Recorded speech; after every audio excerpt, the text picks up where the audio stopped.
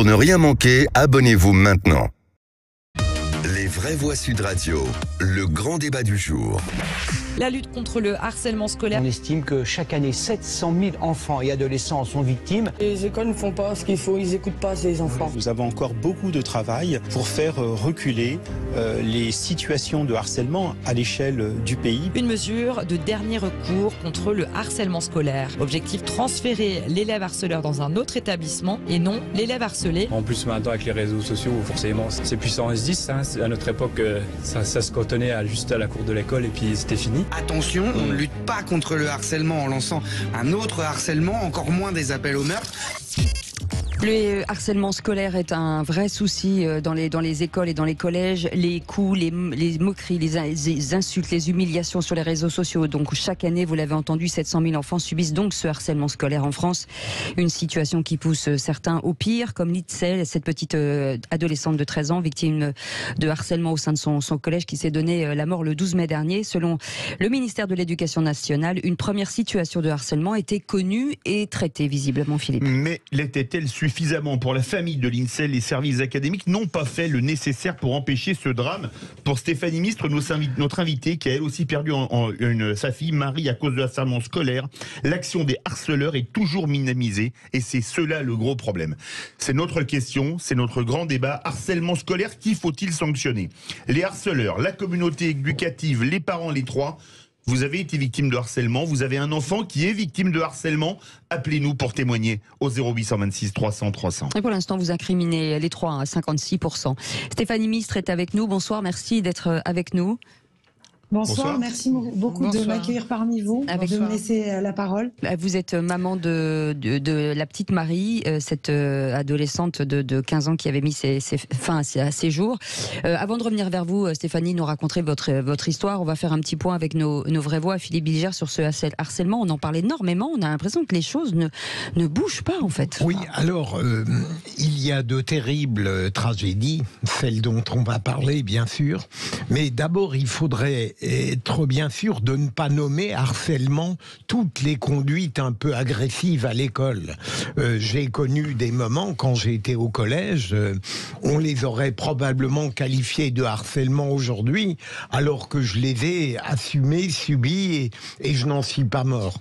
Deuxième élément, la tendance, c'est lorsqu'il y a une tragédie comme ça, c'est d'aller évidemment toujours au plus haut pour les responsabilités. Évidemment, la responsabilité des harceleurs est indiscutable. Celle de la communauté éducative, j'ai tendance à considérer qu'elle l'est aussi, parce qu'en général, elle a tendance à détourner son regard de ce qui crève les yeux et l'esprit. Alors, pour les parents, je serais plus réservé. Certes, ils n'ont peut-être pas été attentifs à certains signes, mais est-ce qu'ils sont vraiment coupables de ne pas avoir compris la détresse où se trouvait leur enfant? Je n'en sais rien. Françoise Degois. Moi, j'ai la même point de vue. J'enlèverai, moi, la communauté éducative aussi. Je pense que je suis absolument d'accord. Quand on a une émotion si forte, on veut absolument aller de plus en plus loin et chercher de plus en plus de coupables et de responsables. Les premiers, d'abord, c'est les harceleurs. Après, je ne fais pas tout à fait un jugement aussi sévère que celui de Philippe, même s'il est nuancé sur cette communauté éducative qui fermerait les yeux. Moi, je crois que la communauté éducative, c'était peut-être vrai il y a quelques années, les ferme de moins en moins les yeux et en tout cas essaie de garder les yeux ouverts. Donc je ne sanctionnerai pas la communauté éducative, pas plus que je ne sanctionnerai les parents. Honnêtement, que peut un parent, imaginez même la douleur d'un parent aussi. Alors il y a la douleur du parent dont l'enfant subit, mais imaginez un parent qui est l'enfant, qui est le parent d'un harceleur qui pousse un autre enfant. Mais tout ça est un enfer aussi dans la vie des familles, y compris pour celui qui est le harceleur. Moins bien sûr que quand votre enfant est mort. Mais moi, je ne suis pas vraiment l'idée de sanctionner les parents, mais c'est la porte ouverte à beaucoup de choses. Je suis toujours opposé à cela, y compris pour toutes les mesures des délinquants. On n'est pas responsable, même si on a le sentiment d'avoir tout fait.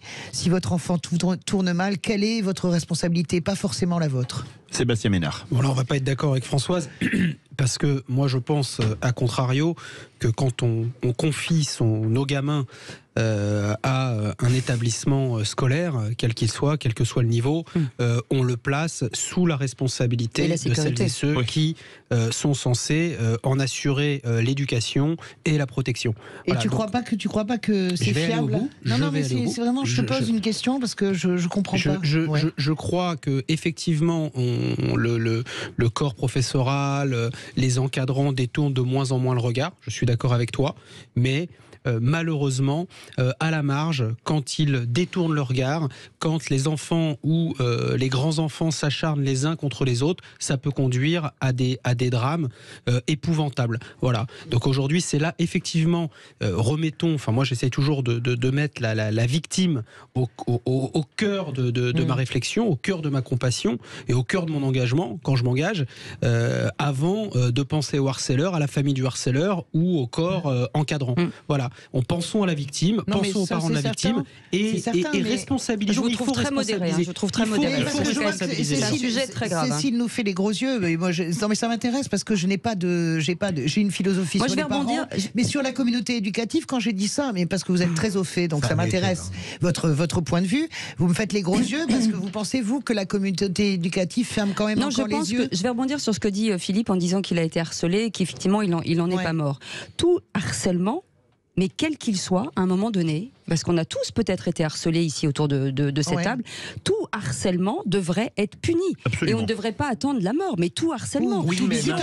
Laissez-moi finir, Philippe, pour une fois, pardon. Aussi, si on vous a harcelé, ou bizutage, si on vous a harcelé pour votre façon de parler, de machin, il y a un moment donné, je ne comprends pas que l'éducation nationale, depuis des années, explique pas les choses en disant si vous continuez, ça va mal finir. Il faut attendre des morts, mais comme tout, comme la route, des morts, et des morts, et des morts, et des mamans, et des parents qui pleurent. Je trouve qu'il y a un moment donné, c'est comme quand on finit par se moquer des gens, et ben ils finissent ou forcément ils sont touchés quelque part. Et je ne pense pas que vous puissiez pas dire à un moment donné que vous n'avez pas pleuré chez vous, que vous n'avez pas été malheureux, Philippe. Si, mais ma chère Cécile, non, mais c'est intéressant, il ne faut pas tout mêler.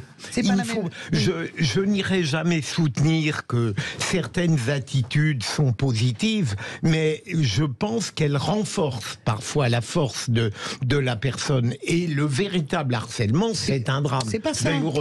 Mais parce que vous avez la chance d'être quelqu'un de fort. Non, mais parce que je pense que tout n'est pas harcèlement. Moi, je comprends la nuance que fait Philippe. Cécile. Oui, Stéphanie, pardon. Allez-y, Stéphanie. Allez-y, Stéphanie. Pardon, excusez-moi, je vais intervenir parce que j'entends beaucoup de choses. Alors, dans un premier temps, me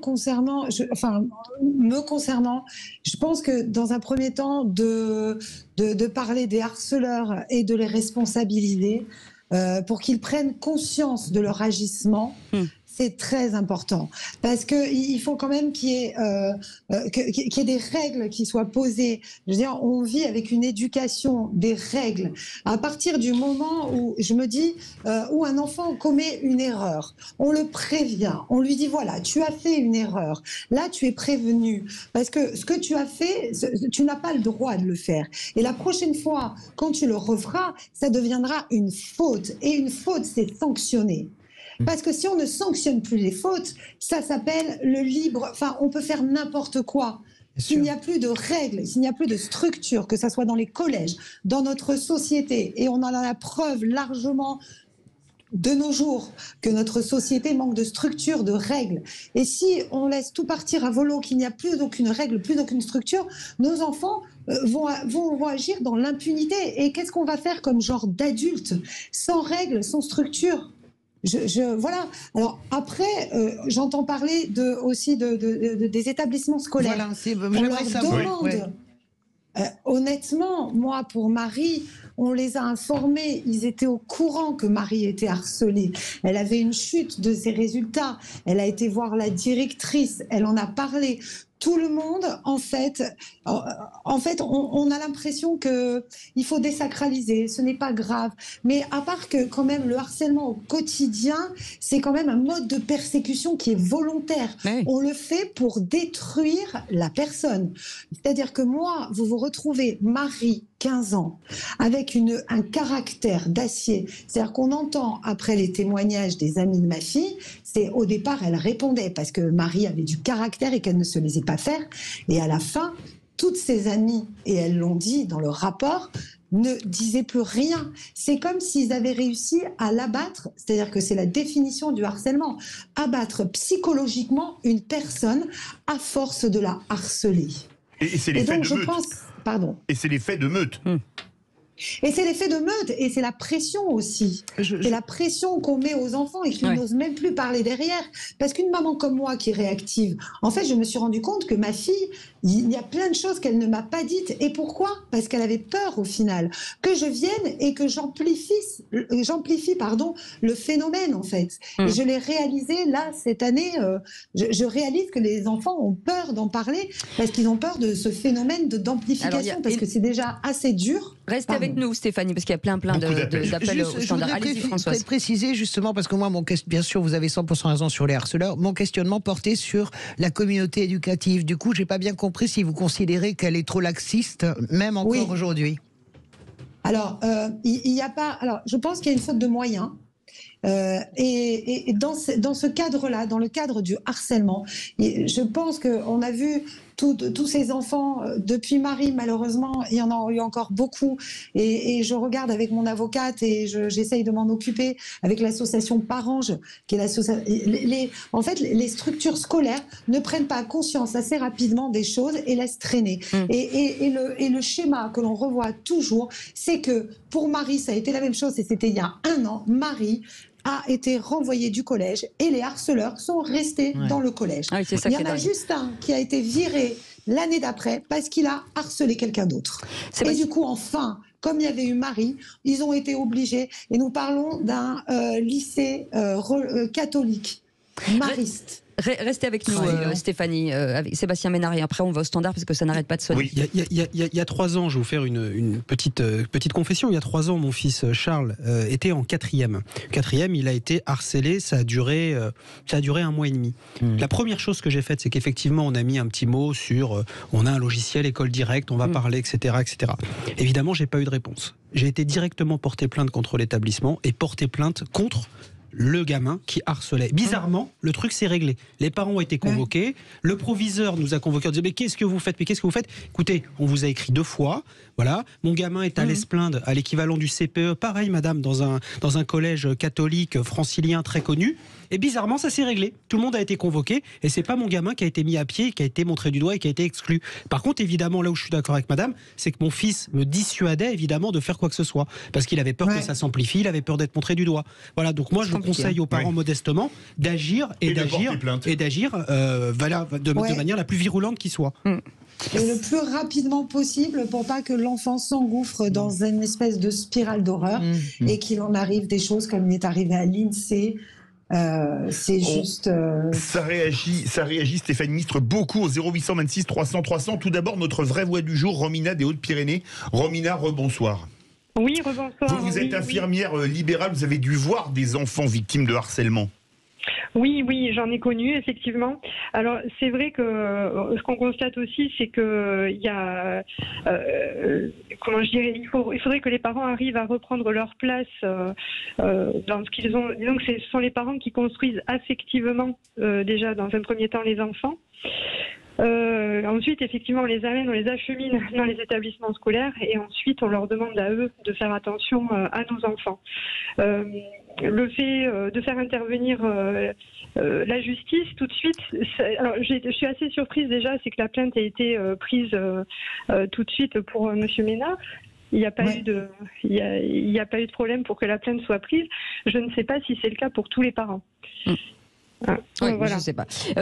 Romina, vous restez avec nous. Ça sonne au 0826 300 300. Stéphanie, juste avant de prendre Chris qui est avec nous, quel type de harcèlement, pour qu'on comprenne bien ce que c'est que le harcèlement scolaire? Alors, le harcèlement scolaire, c'est-à-dire que Marie, au quotidien, était, on lui infligeait des violences verbales. Il y a eu, et ça, je l'ai appris après quand j'ai monté le dossier par rapport à l'avocate pour monter le dossier de ma fille. que, eh bien, il y a eu des fois, et elle ne me l'avait pas dit, comme c'est pour ça qu'hier, quand j'ai entendu sur l'INSEE, j'ai été, mais j'avais l'impression de revivre Marie. Des enfants dans une salle de sport qui sont tous autour de Marie parce que c'est un problème de surpoids de 5 kilos qui était en train de l'accabler en lui envoyant les ballons de basket dessus et il n'y a personne qui intervient, c'est une copine qui arrive parce qu'elle se demande ce qui se passe et il y a Marie qui est au milieu et donc voilà, c'est du harcèlement moral, physique et ça continue derrière avec le cyberharcèlement tous les soirs, avec les Snapchat et les vidéos éphémères. C'est tellement facile de se retrouver derrière un ordinateur et d'envoyer des vidéos qui ne durent pas longtemps pour faire du mal et anéantir la personne. Oui, et du coup, c'est incessant, 24 heures sur 24, incessant. On va au standard, Philippe. Oui, Chris. Bonsoir, Chris. Bonsoir les grandes gueules. Bonsoir. Non, c'est pas les grandes gueules, c'est les vraies voix. On est parfois des grandes gueules tout de même. Excusez-moi. Vous nous appelez de Champs-sur-Marne et vous voulez témoigner sur le harcèlement. Tout à fait. Alors, je suis vraiment désolé d'entendre qu'il y a des jeunes qui ont perdu la vie et qui se sont enlevés la vie pour ça. Ça me fait vraiment très très mal. Moi, j'ai été victime d'harcèlement. À quel âge À partir de 11-12 ans, en fait. À partir de 11-12 ans, plutôt axé sur le racisme anti-blanc, hein, clairement, dans les quartiers. Je pouvais pas rentrer chez moi, je passais par des chemins, je ne pouvais pas où rentrer ou sortir de chez moi, en fait. Voilà. Pour faire court, voilà, je me suis mis au sport de combat très très jeune. Donc à partir de ce moment-là, on m'a retrouvé assommé dans des buissons, on m'a ramené chez moi parce que bon, ça s'était très mal fini. Donc je suis passé au sport de combat et ça a été une chance pour moi parce que j'ai réussi à avoir des titres et j'ai réussi à exceller dans mon sport à l'époque. Et pouvoir vous défendre, c'est ça. Voilà, et pouvoir me défendre. Mais il n'y avait pas l'effet de meute qu'il y a aujourd'hui, en fait. Il n'y avait pas les réseaux sociaux déjà. Il n'y avait pas les réseaux sociaux complètement et l'exposition n'était pas la même. Vous avez des enfants, Chris ? Vous avez des enfants ? Pardon ? Vous avez des enfants ? Oui, j'ai 2 enfants de 19 et 21 ans. D'accord. Et vous leur avez enseigné à résister au harcèlement presque, ou de quelle manière? Psychologiquement, physiquement? Psychologiquement et physiquement, je les ai mis au sport de combat aussi très tôt, ce qui les a aidés, psychologiquement et physiquement aussi, parce qu'il y a eu des expériences où ils ont dû se défendre, forcément. Maintenant, moi, je voulais faire un petit parallèle. Moi, aujourd'hui, alors, sur la responsabilité des parents, le fait de responsabiliser les parents, je suis pour et je suis contre. Aujourd'hui, les parents, ils ont perdu beaucoup de droits sur leurs enfants. Les enfants ont des droits, les parents ont des droits. Appliquer une certaine autorité sur des enfants, même à partir de 14 ans, 15 ans, c'est très difficile aujourd'hui. Pour preuve, moi, aujourd'hui, mon fils qui a 19 ans, ça fait 1 an et demi qu'on ne se parle plus. Parce qu'il vivait chez moi, donc il a choisi de vivre chez moi, sa sœur vit chez sa mère. Problème de drogue, problème de revente, problème de chouffe, problème de ci, de ça, je cautionnais pas. Je lui ai mis des limites qu'il n'a pas acceptées, on a été jusqu'au tribunal, et je peux vous assurer que le tribunal, c'était une farce. C'était une farce, mais vraiment. Vraiment. Donc les enfants, les harceleurs, enfin, j'ai vécu un truc j'étais prêt à dire au juge, mais c'est une blague. Il était obligé de travailler ou d'avoir une école ou de quoi que ce soit. Il avait rien de tout ça. Il arrivait comme une petite fleur. Et la juge lui a juste demandé, oui, apparemment, tu as eu ton code de la route. Oui, tu as eu ton code de la route. Ok, super. Merci, au revoir. Chris, restez avec nous. On va revenir sur notre invité qui est avec nous, Stéphanie. Stéphanie, aujourd'hui, depuis 1 an, parce que j'imagine que votre combat, c'est celui-ci. Est-ce que vous avez un rapport avec les pouvoirs publics? Est-ce que vous êtes aidé? Est-ce que vous êtes soutenu? Qu'est-ce qui s'est passé depuis 1 an? Alors, ce qui s'est passé depuis 1 an, c'est qu'ils ont perdu le dossier de Marie. Mais non. Bah oui. Ils me l'ont clôturé. Je me suis portée partie civile. J'ai payé une certaine somme pour réouvrir le dossier de ma fille. Mon avocate, Laure Boutron, m'aide énormément. Je suis tombée sur une juge qui a réouvert le dossier de Marie, qui a bien voulu accepter de réouvrir son dossier. Et donc là, je suis toujours dans l'attente qu'on interroge les enfants contre qui j'ai porté plainte. Là, il se passera rien avant le mois de septembre. Et au mois de septembre, ça fera 2 ans. Et les enfants n'ont toujours pas été entendus. Ah, d'accord. Et l'éducation nationale ne vous dit rien. Donc. Et l'éducation nationale ne fait rien non plus. J'ai porté plainte contre l'école, contre la direction, pour non-assistance, pour tout, puisque Marie avait été voir la directrice et avait fait part de ce qu'elle souhaitait. Et je n'ai eu aucun retour. Nous n'avons absolument aucun retour de tout ça. Pour l'instant, nous sommes toujours dans l'attente de la justice. Et il ne se passe rien. Vous avez vu le silence qui suit dans l'impunité. Vous entendez le silence qui suit librement. Ouais, le silence qui suit votre témoignage, on est sidéré. Et messieurs, dames, je voulais vous dire, par rapport à ce qu'a dit ce monsieur, je suis consciente que les parents, mais peut-être, en fait, je me suis posé beaucoup de questions. Mais en fait, par exemple, moi, je suis nulle en informatique, en réseaux sociaux, tout ça. Oui. Et en fait, si vous voulez, on nous a donné un outil qui ne date pas de 10 ans. Et en fait, il n'y a pas tout le monde qui est connecté. Et nos enfants, ils sont pros de la connexion de divers boîtes mail, de tout ça. Et ils gèrent beaucoup mieux que nous, tout ça. Donc en fait, il faudrait peut-être plus donner des outils à des parents pour contrôler tout ça. C'est ça, c'est vrai, vous avez raison. Et comme il dit ce monsieur aussi, Stéphanie. moi, Marie, j'avais mis un contrôle parental, elle me l'a enlevé à 16 ans. Mais comment remettre un contrôle parental à 16 ans à une jeune fille? C'est vrai. Et à ce moment-là, elle était en pension. Et donc, du coup, c'est le moment où peut-être j'aurais dû insister, mais c'est compliqué. Merci Stéphanie, merci beaucoup. Mais vous savez, on reste en contact, chère Stéphanie. On est très en retard, très en retard. On a pris beaucoup plus de temps, mais c'était un sujet vraiment très important. Merci en tout cas à votre témoignage. Merci à tous ceux qui ont témoigné ce soir. Il y avait énormément d'appels au standard. On n'a pas pu tous vous prendre. Merci beaucoup, vous restez avec nous. On va se détendre dans quelques instants. À tout de suite.